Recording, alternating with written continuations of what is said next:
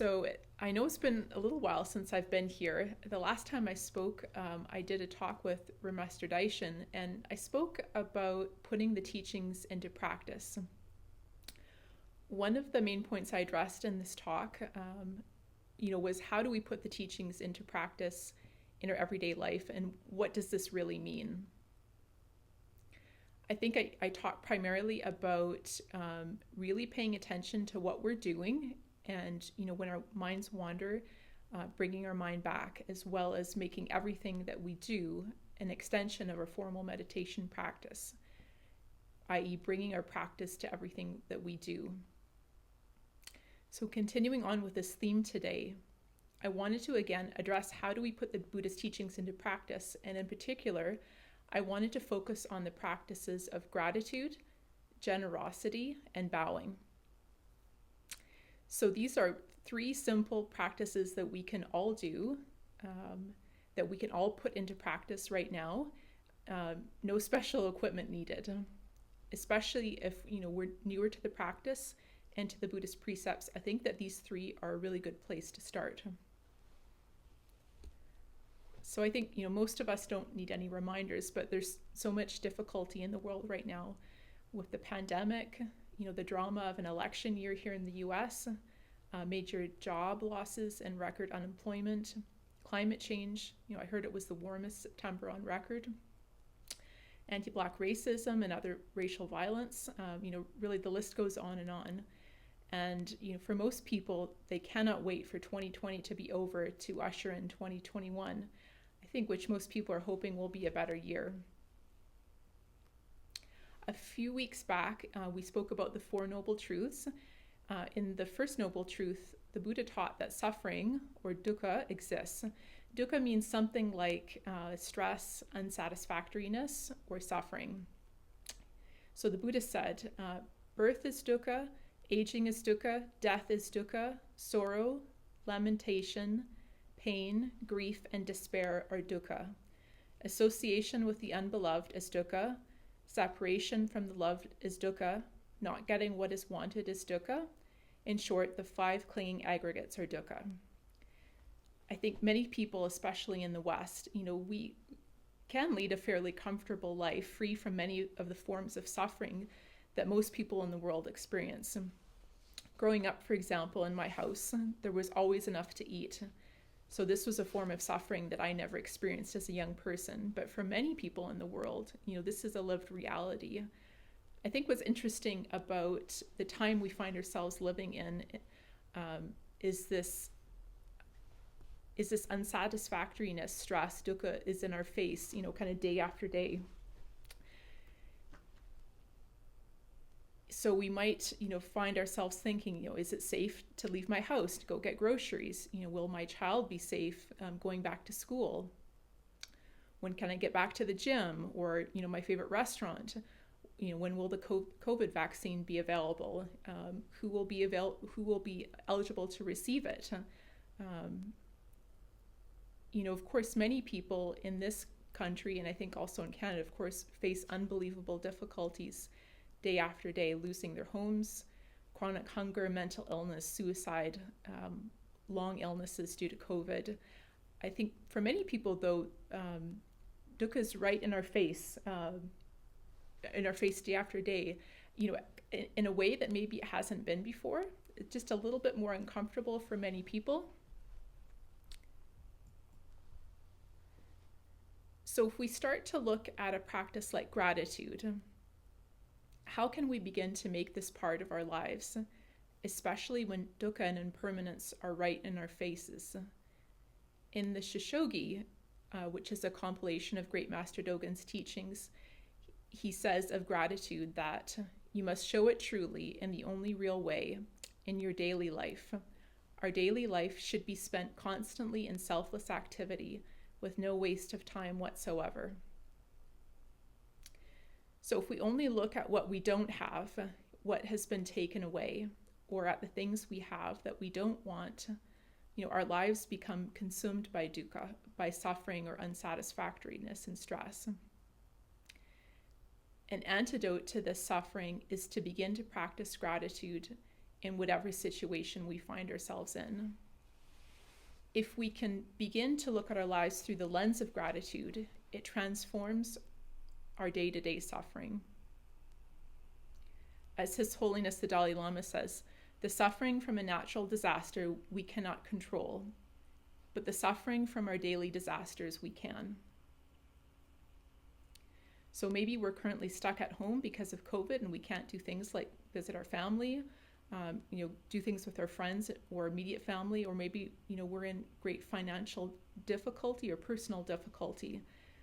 But if we can take some time, even a minute every day, to reflect on things we can be grateful for, it can actually really help.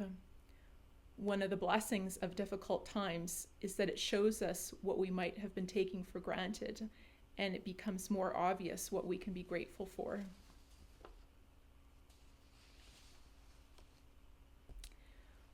Part 2 of the simple practices we can adopt in putting the Buddhist teachings into practice is the practice of generosity. I think especially when things are difficult in our own lives, I think it's really important to take a moment when we can to remember the practice of generosity and to make it part of our daily practice. It can be so easy to become stuck in our own, what I would call a bubble of suffering, that we become kind of blind and deaf to the sorrow of others.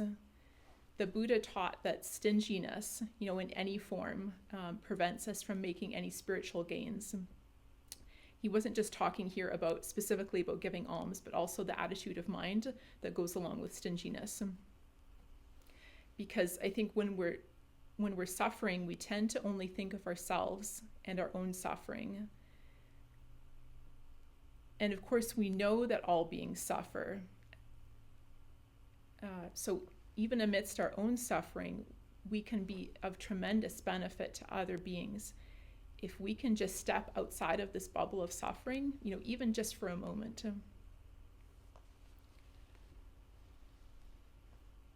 Since we have some Canadians joining us, I think some of you will, of course, know of Terry Fox. For those of you who don't know of him, he was a famous Canadian athlete who in 1980, he was just in his early 20s, he began a run across Canada to raise money for cancer research. What was remarkable about him was he had cancer and had already had one of his legs amputated. So he was running with a prosthetic leg. And I heard an interview with him that was from his Marathon of Hope. And he said, quote, "It took cancer to realize that being self-centered is not the way to live. The answer is to try and help others." I thought that was pretty remarkable for somebody who was 21, 22 at the time.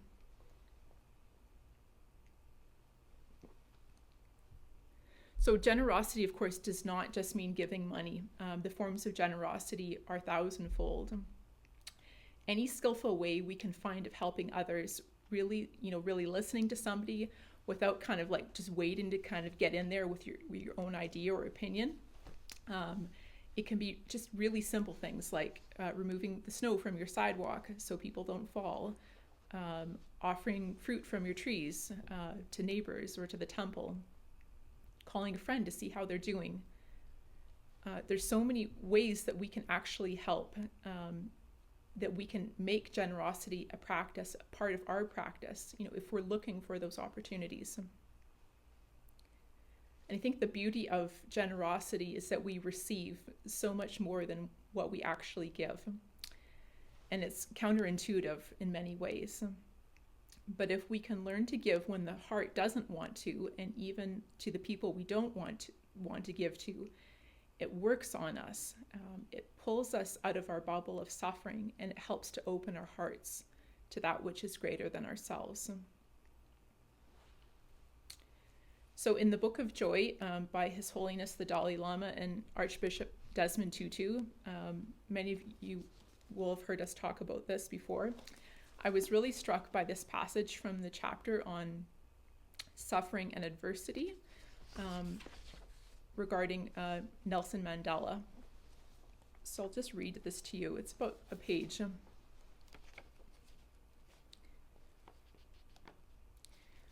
Nelson Mandela, when he went to prison, was a very angry young man, or youngish man. He was the commander-in-chief of the military wing of the ANC. He believed firmly that the enemy had to be decimated, and he and his comrades had been found guilty in a travesty of justice. This is the guy who went in, aggressive and angry. He comes onto Robben Island and is mistreated, as most of them were. Today, when people go and see his cell, there's a bed. They didn't have a bed. They were sleeping on the floor, no mattress, just a thin little thing. These were sophisticated, educated people. What do? What are they made to do? They are made to go and dig in a quarry, and they are wearing very inadequate clothing. Nelson Mandela and all of them wore shorts, even in winter. They were made to do almost senseless work, breaking rocks and sewing post office bags. He was a highly qualified lawyer. There he's sitting and sewing. I'm just going to skip. I mean, it must have frustrated him to no end, made him very, very angry. God was good and said, "You're going to stay here 27 years. And after those 27 years, he emerges on the other side as someone of immense magnanimity, because in an extraordinary way, his suffering helped to grow him. Where they thought it was going to break him, it helped him. It helped him to see the point of view of the other. 27 years later, he comes out kind, caring, ready to trust his erstwhile enemy."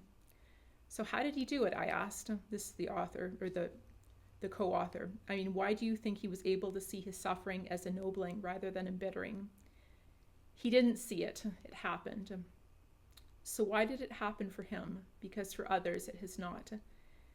Yes, of course, some people it would embitter. The Archbishop had once explained to me that suffering can either embitter us or ennoble us, and that the difference lies in whether we are able to find meaning in our suffering. Without meaning, when suffering seems senseless, we can easily become embittered. But when we can find a shred of meaning or redemption in our suffering, it can ennoble us as it did for Nelson Mandela. One has learned in very many instances, he continued, that for us to grow in generosity of spirit, we have to undergo in some way or other a diminishing, a frustration. You may not always think of it as being so. There are very few lives that just move smoothly from beginning to end. They have to be refined. So I'll stop there.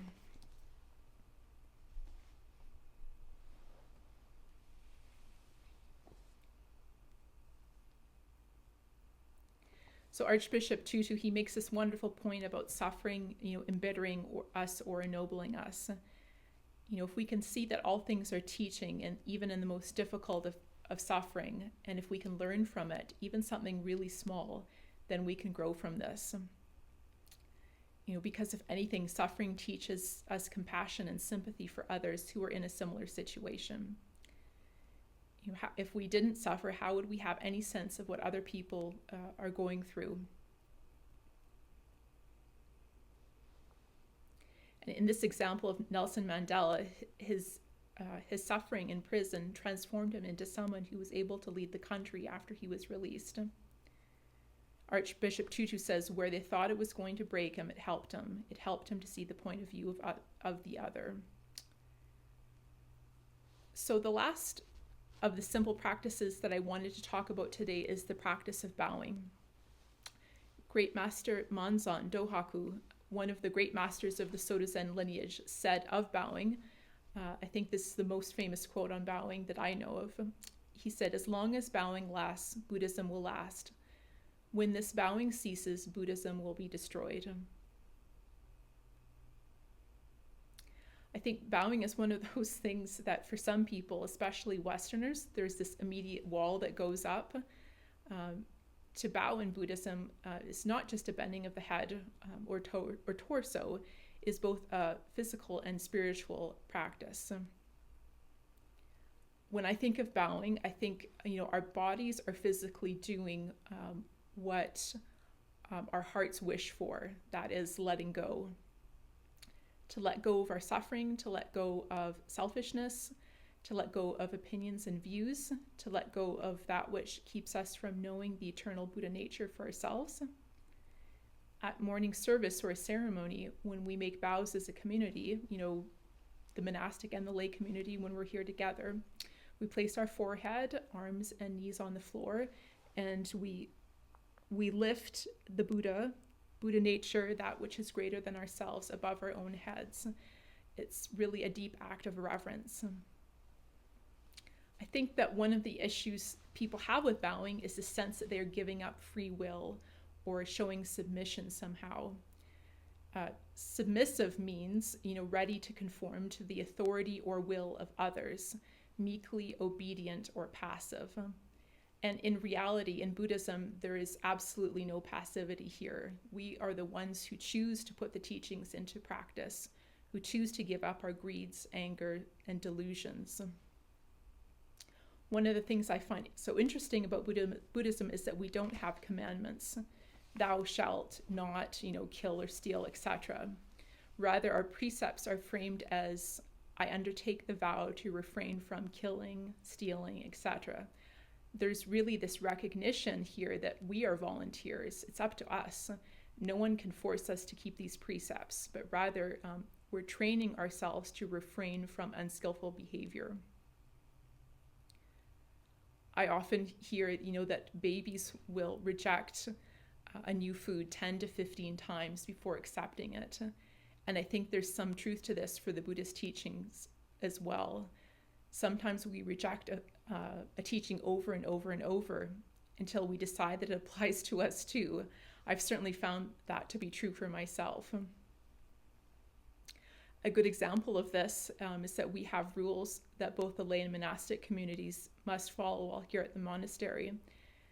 And because there's no monastic police watching over me to see whether I'm following the rules, of course some things would be really obvious if I was doing or not doing. It really comes down to me. I have to choose, for example, not to talk during the noble silence. The community is asked after meditation in the evening, not to be making phone calls, not to be, just to be kind of quieting down after meditation. But, in theory, I could be in my room watching something on YouTube, but it's up to me whether I follow that or not.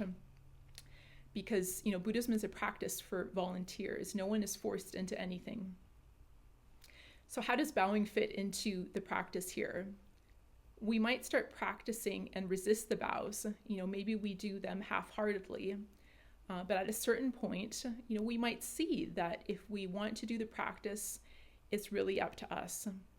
Buddhism isn't a hobby, something we only do on the weekend. It has to become part of our daily practice.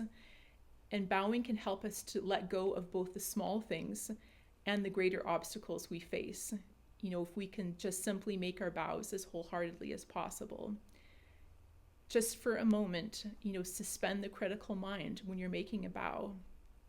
Just for a moment, pay attention to the physical act of bowing, bringing the mind of meditation just to that very act of reverence. It's traditional to make at least 3 bows when we do our morning scriptures, morning service, but some people will make bows more frequently, for example, as part of contrition. I met a monk when I was in Asia a couple years ago who did many, many bows as part of his practice every evening before going to bed. What I like about bowing is it's just a really simple practice, something that we can incorporate into our mornings, after we meditate. And when we encounter teachings, precepts, parts of the practice that don't agree with us, I would suggest, that you just put it on the back burner, as Reverend Master G used to say. Don't reject it outright, just leave it there to simmer. It may be for us that we reject that teaching 10, 15 times too before we can take that teaching on board. So gratitude, generosity, and bowing, 3 simple ways that we can put the Buddha's teachings into practice in our everyday life. If we can start with simple practices like these and just incorporate them into our day, even in just a small way, we'll start to see that the Buddha's teachings cease to be something in a book, a remote concept, but rather a living, breathing part of our daily lives. And it's in incorporating the Buddha's teachings into our daily life, along with meditation and precepts, that our life is transformed and that we come to know the great matter, Buddha nature, for ourselves.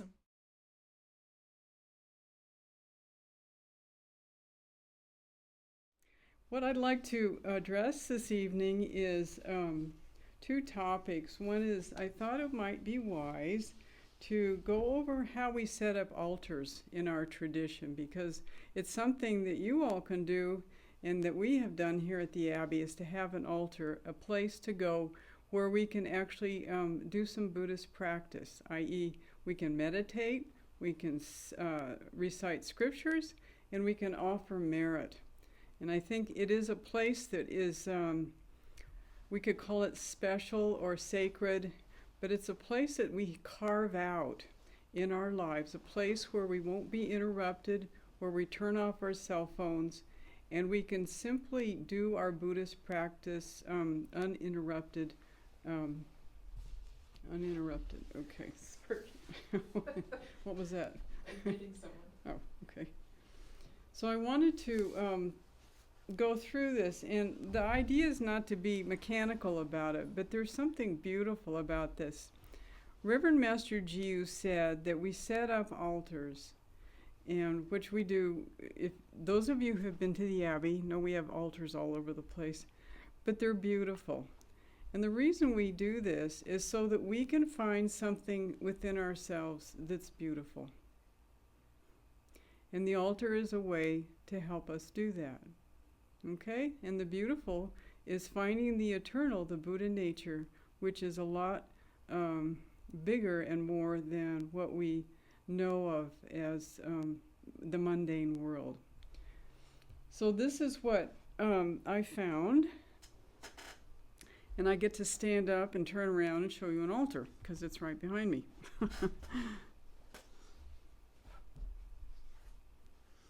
So I hope you can see. Can you see this altar here, everybody? Yeah, they're waving. Yes. Yeah, good. Okay, good. So I want to start with, I don't know if any of you have altars in your rooms or your houses, but this is kind of a simple way that you can all do it. So this is nothing elaborate. It's something that we can all do, which you can all do if you want to. I'm going to start here. This is the altar that we have here. So this is the actual altar, and you can see it's not a low table, but it's something that's raised up. And you can see that the Buddha is also raised up. So the idea is that when we come to an altar, and maybe we're in a slump, like a bad mood, despairing, we just looked at the news, and just how much more can we take? We come to an altar, and the idea is that we have something that we can look up to, that we want to look up to, okay?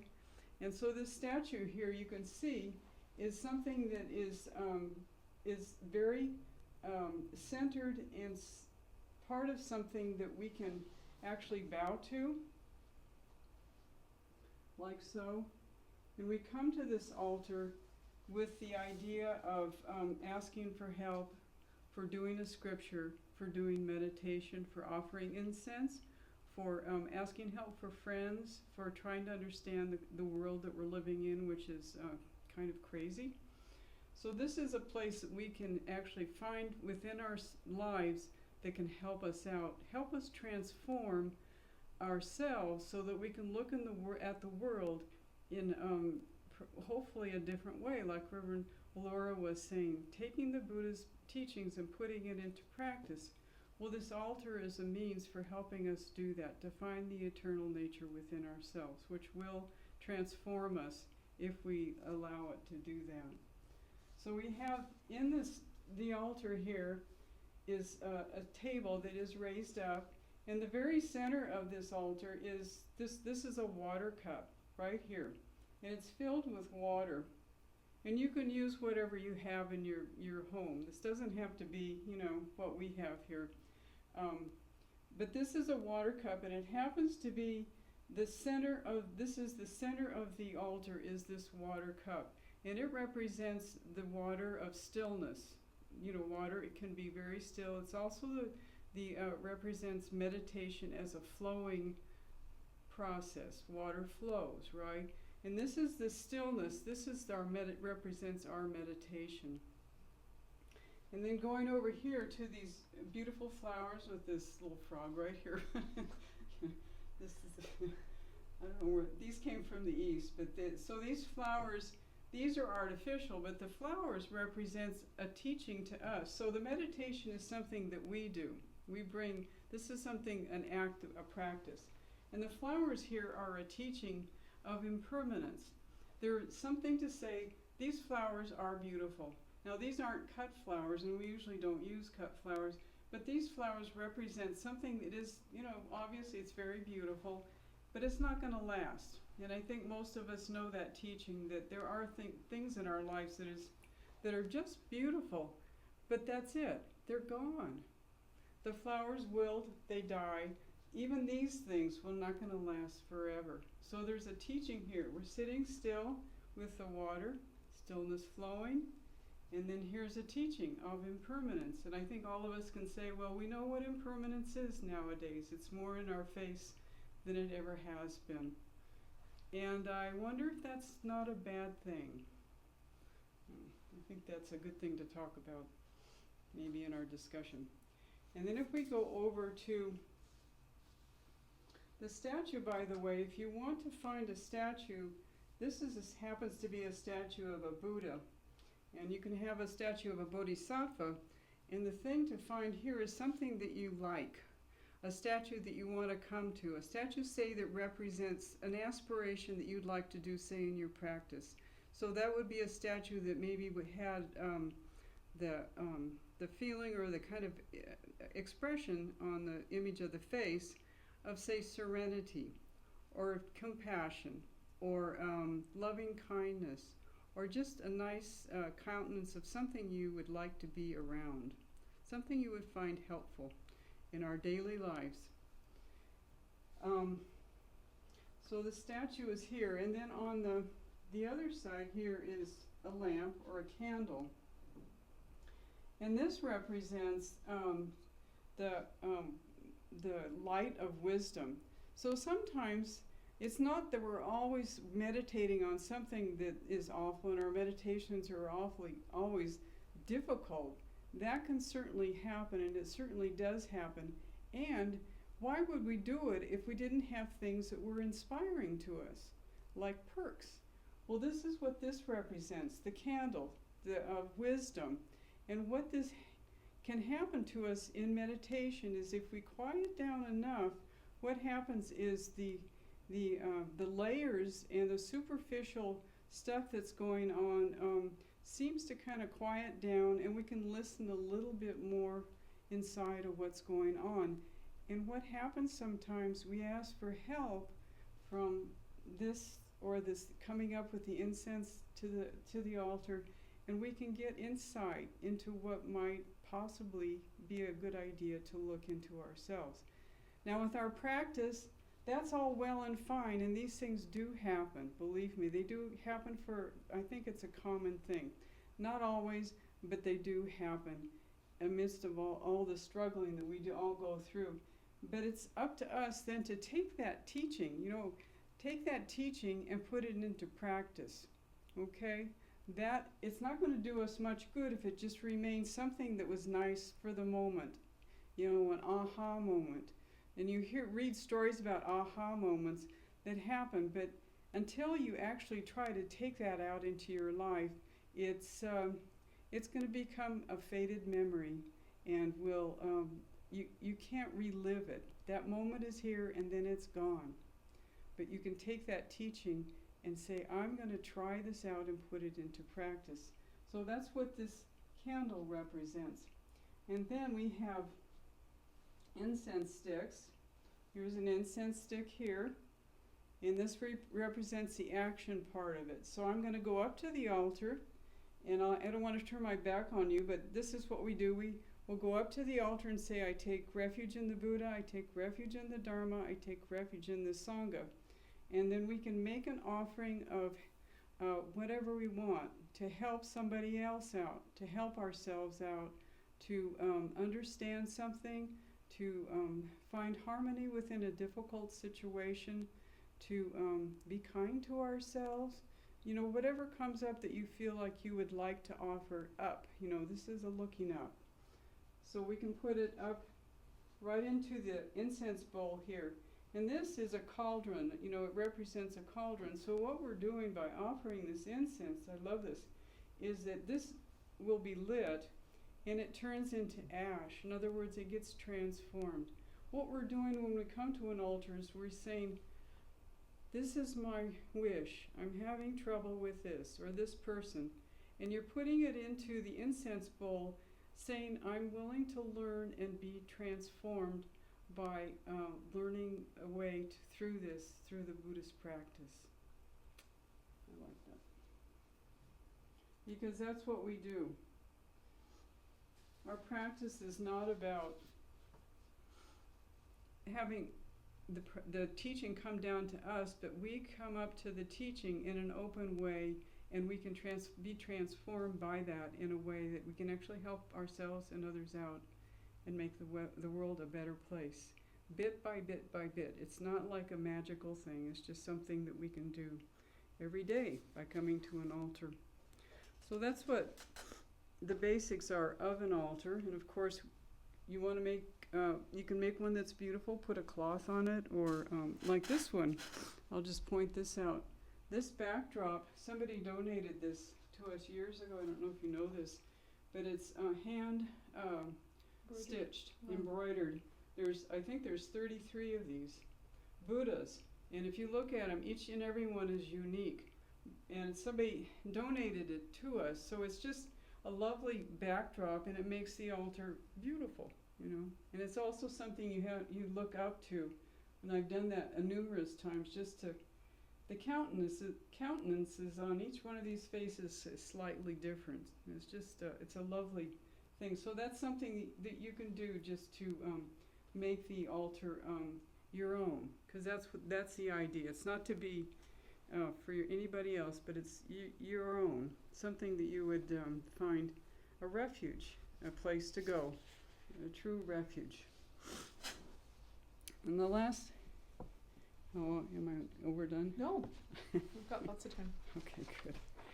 The next thing I wanted to address is, one thing we do is when we go to an altar, we can make an offering of merit. And I don't know if you all know what merit is. Yes, no? Do you? If I said because we do that a lot here at the Abbey.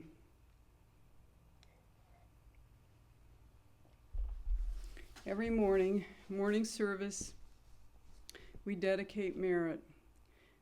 Sundays, every week, we dedicate merit. We have a transfer of merit board. If you ever have, I'm saying, if you all ever want to have merit offered by the community, the monastic community, you can contact us and say, please, could you put up merit for so-and-so? And that could include yourself. And we'll put it up on a board, and monks will read it and offer merit to you, goodwill to the situation. And we also have numerous times throughout the year, we have what's called a transfer of merit ceremony, where we read the names of all these people that have been put on the list, which you can also add to if you'd like to.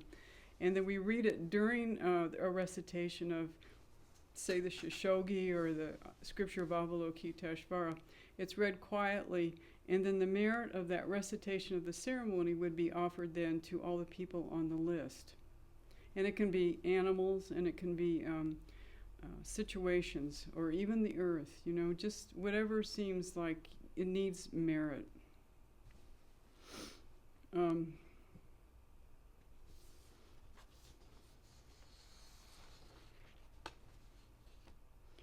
I find an altar is also a good way to, thank you. Yeah.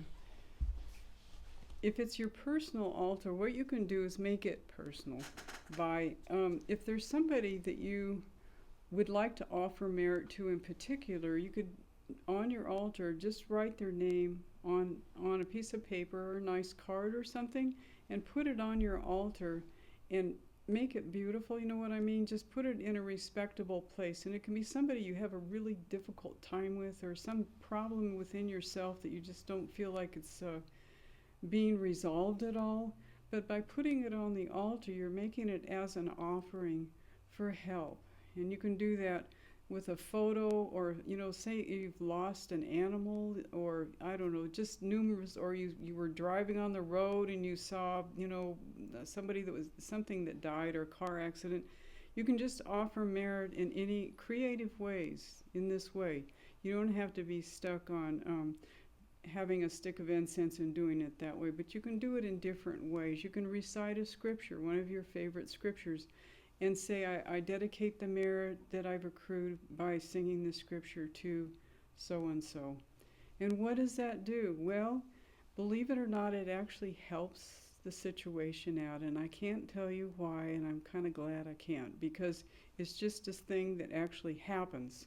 And I know from personal experience, because I was years ago being wheeled into surgery, 1995, a long time ago, and I was a monk then, and the monks were offering me merit, and it was palatable. I felt, as I was being rolled into surgery, which, I had no idea how it was going to come out, that it was okay. I was held up by that merit, I know that for a fact, for myself, But to prove it, I couldn't prove it to anybody. So I would say that offering merit actually does help. And we hear that again and again from people.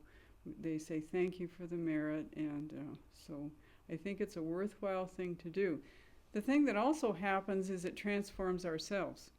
So if you're offering merit to something that you don't like some things that are on the news, perhaps you will start to not be so critical, right? Because you're offering merit. So it's changing yourself in a way that isn't dramatic, but bit by bit, maybe you can appreciate that the person is, I don't know what, doing the best they can, or whatever, whatever crops up. But it may just a little bit alter your tight little view, speaking for myself too, about certain situations that you don't understand and you don't like, okay? So that's just a skillful way to help ourselves out, to transform. And what that does is we're benefiting ourselves and also benefiting the world and others.